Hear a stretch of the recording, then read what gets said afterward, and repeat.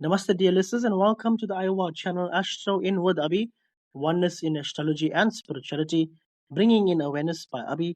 If you haven't as yet, please click on the subscribe button, like and share my content so that it can reach as many people as possible who would benefit from my deep insights. Now, I'm going to go straight into the question. Hi, Abhi. I am having a very difficult time sleeping. This has been an ongoing issue with me for the past 2.5 years.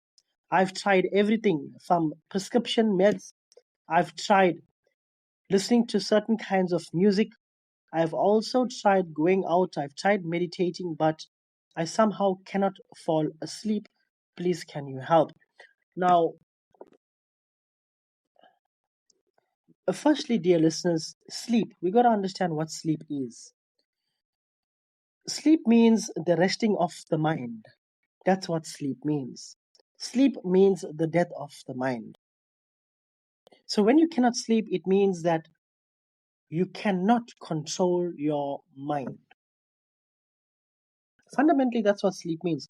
If you have to dig at the core of what sleep means, it means the death of the mind. When the mind is no more, the body has a chance to relax. So it's very important to take note that the body can only relax if the mind can relax. And the mind can only relax if it takes instructions from you. So obviously you have a problem because your mind takes your mind is not taking instructions from you. You are taking instructions from your mind. So your mind wants to work. You have no power to control it. Therefore, your body doesn't get the rest it requires.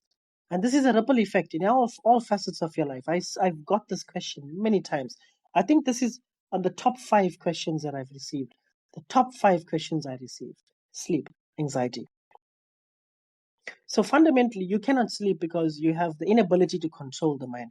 You have the inability to be the leader of the mind for various reasons: relationship trauma, financial trauma, health trauma.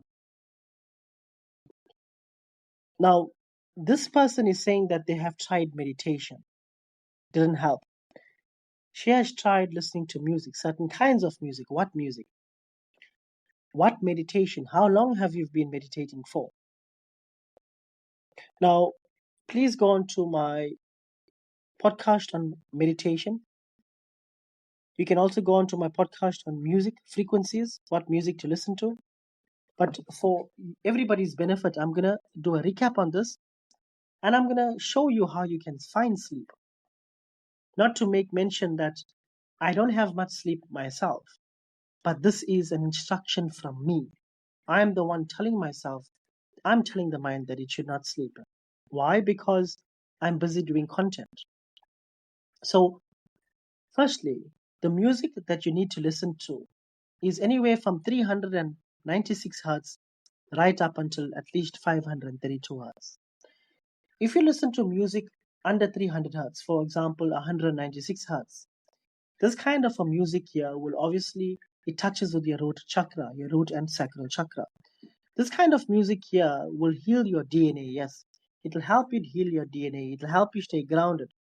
But at the same time, it doesn't give you that mind, it doesn't give the mind, as above, so below, it doesn't give that mind the ability to be still.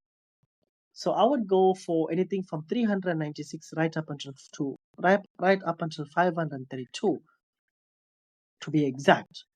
This is between the sacral and the solar plexus chakra, the heart chakra. So here you want to stimulate this. You want to stimulate these chakras. Also, you want to make sure that your lighting is very dim around you. You got to also make sure that you are focused on breath control. You have a fixated mind on your breath. You got to fix your mind on your breath. The air going into your nostrils, filling up your lungs, and the air going out of your lungs through your mouth. If you can do this at least 20 times by paying attention to that, I promise you on the 21st time, you will be half asleep if you're lying down in bed. Remember, the music that you are playing should be very light. It should be playing very lightly. You can put your headphones on, or you can let it play on loudspeaker, but very soft. And the moment you're out of your meditation, you can put it off. You would already be in a state of calmness. Because fundamentally, sleep only happens from a state of calmness. When you sleep and you are anxious, this is when the lousy dream starts to happen. And this is where, when you sleep with traffic in the mind, you wake up with traffic in the mind. Therefore, it's very important to calm that traffic before you sleep. Yes, you can sleep with anxiety. Yes. But at the same time, this person is anxious and has a problem.